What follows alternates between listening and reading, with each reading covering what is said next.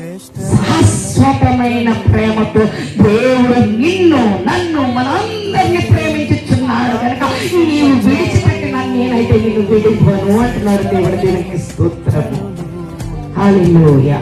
మరి అంత గొప్ప దేవుడు నీ కొరకు నా కొరకు ఆయన ఏం చేస్తాడంటే, మరి భూమి నుండి భూమికి దిగి వచ్చి నిన్ను నన్ను మనందరినీ రక్షించడానికి ఆయన తన ప్రాణాన్ని త్యాగం చేసి సిలువేయబడి హల్లెలూయా మన పాపాలను తన రక్తంతో కడిగి హల్లెలూయా నీ ఆత్మని నా ఆత్మని మనందరి ఆత్మని రక్షించడానికి ఆయన పునరుత్థానుడై తిరిగి లేచి దేవునికి స్తోత్రము. హల్లెలూయా. ఆయన మరల పరలోకానికి ఆరోహణమై ఇదిగో నీకు నాకు స్థలాన్ని సిద్ధపరచడానికి వెళ్ళి హల్లెలూయా ఇదిగో రెండో రాకల్లో ఆయన వస్తున్నాడు. దేవునికి స్తోత్రం. ఎందుకంటే నిన్ను నన్ను మనందరూ తీసుకోవడానికి దేవునికి స్తోత్రము. మరి అటువంటి దేవుడిని ఇదిగో స్తుతించేందుకు మహిమపరిచేందుకు ఇదిగో కూడుకోవడానికి నువ్వు